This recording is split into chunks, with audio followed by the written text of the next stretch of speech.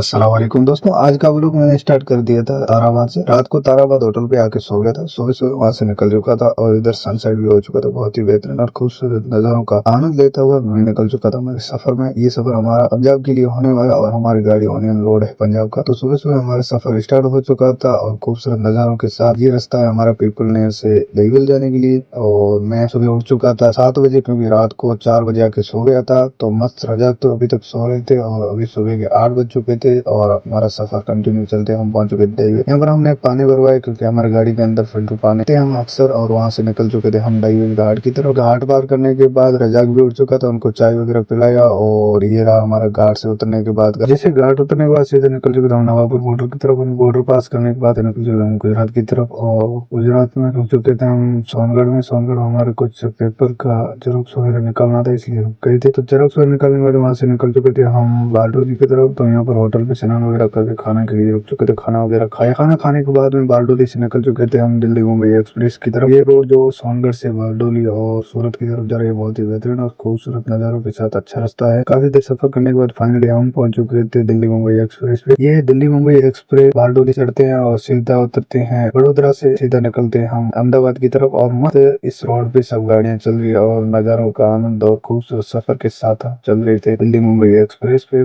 तो ये भी आगे हमारी चल रही है राजस्थान की 2 रानियां और इनमें कुछ लोहे का पार्ट वगैरह लोड था।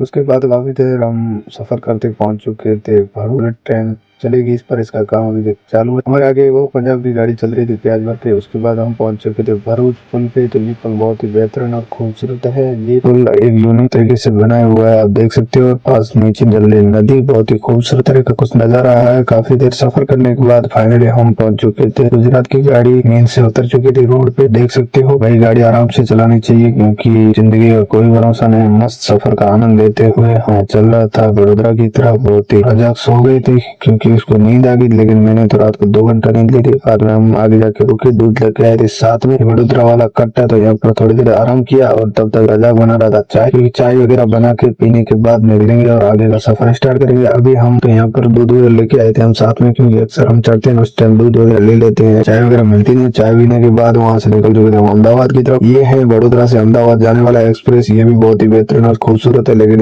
ये भी बहुत ही मस्त है। वो सीमेंट का रास्ता है, इसलिए थोड़ा सफर कठिन गुजरता है और इसमें सफर बहुत ही आसान गुजरता है। फाइनली हम अहमदाबाद से आगे निकल चुके थे। अहमदाबाद में व्लॉग नहीं बनाया, अभी हम चल रहे हैं गोजारी साइड और अंधेरा भी हो चुका था और ये भी रोड बहुत ही बेहतरीन और खूबसूरत बन चुका था। और उसके बाद हम दूसरे दिन पहुंच चुके थे। डीसा पार करने के बाद इस होटल पे रुक चुके थे क्योंकि हमारे साथ एक और बंदा आने वाले थे। उसके बाद लगातार सफर करने के बाद हम पहुंच चुके थे ठिंडा से जामनगर जाने वाले एक्सप्रेस हाईवे पर। ये बहुत ही खूबसूरत एक्सप्रेस है। इस एक्सप्रेस वे पे हमें लगभग 700 किलोमीटर का सफर निकालना और इस एक्सप्रेस पे अक्सर बहुत ही ज्यादा एक्सीडेंट होते हैं। आप देख सकते हो आगे खड़ी गाड़ी में पीछे गाड़ी फंस गई, तो आराम से चलो। यहाँ पर पार्किंग में हमने गाड़ी लगाई साइड में। खाना खाने के लिए रुके थे, ये सामने रही होटल। खाना खाने के बाद वापिस हमने सफर स्टार्ट कर दिया। इस रोड पे एक ही चीज का ध्यान रखना पड़ता है, रात को नींद बहुत आती है, खुला रास्ता है, इसलिए काफी हादसे भी होते हैं। तो आराम से चलना चाहिए, ज्यादा जल्दबाजी और लापरवाही नहीं करनी चाहिए। हम बेहतरीन नज़ारों और खूबसूरत सफर के साथ इस रास्ते पे चल रहे थे और काफी सारे हमने इस रोड पे एक्सीडेंट वगैरह देखे थे। बहुत ही ज्यादा एक्सीडेंट होते हैं, कई गाड़ियां उतर जाती है।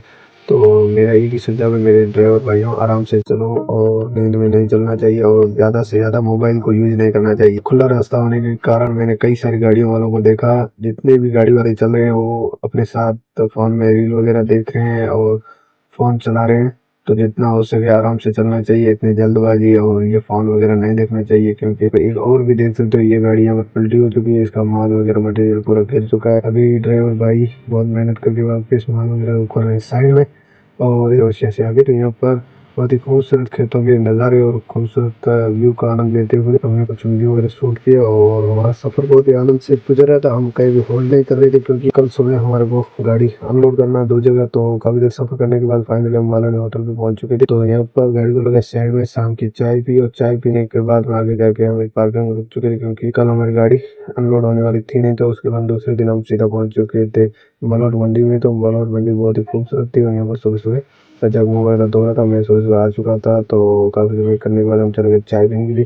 तो बहुत ही बेहतरीन से अंकल जी चाय बना रहे थे। चाय पीने के बाद वापस आ चुके थे गाड़ी की तरफ। और देखते हैं हमारी गाड़ी यहाँ पर कब खाली और क्या सिस्टम रहता है हम लोगों को हम बताएंगे। तो यहाँ पर सुबह सुबह की सब्जी बाद में हमारे 11 बजे गाड़ी को लगा दिया था मंडी के अंदर और दुकान पे कांटा वगैरह करवाने के लिए गए थे। कांटा वगैरह करवाने के बाद वापस आ चुके थे हम दुकान पे। तो यहाँ पर राजा खोल रहे हैं हमारा रसा वगैरह और हमारा माल मटेरियल निकल रहे हैं बाहर और चेक कर रहे हैं प्याज कैसा है। ये बहुत ही अच्छा और बेहतरीन क्वालिटी का प्याज है जो अभी नासिक में नया माल निकला। वो माल अभी धीरे धीरे मंडियों के अंदर आ रहा है और यहाँ पर हमारी गाड़ी अनलोड होना स्टार्ट की थी। उसके बाद हम चले गए थे मोगा, क्योंकि आधा माल हमारा मोगा में था और बीच में रास्ते का ब्लॉक बनाने पे तो यहाँ पर खाने की व्यवस्था की। खाना की व्यवस्था करने के बाद हमारी गाड़ी यहाँ पर भी अनलोड हो रही थी, लेकिन आधी अनलोड करके इन्होंने छोड़ दी। ये बोल रहे थे कल की गाड़ी पूरी अनलोड होगी 100 कट्टे। उसके बाद हमने खाना वगैरह खाया और खाना खाने के बाद में जब हमारे बर्तन वगैरह थे वगैरह में तो उसके बाद लोगों को मैंने कर दिया एंड। ऐसे ही मस्त लोग आप लोगों के लिए आते रहेंगे। मिलते हैं आपको अगले व्लॉग में। ये लोग कैसा लगा कमेंट में जरूर बताना। अगर अच्छा लगा तो लाइक शेयर सब्सक्राइब कर देना। मिलते हैं आपको एक और अगले व्लॉग में।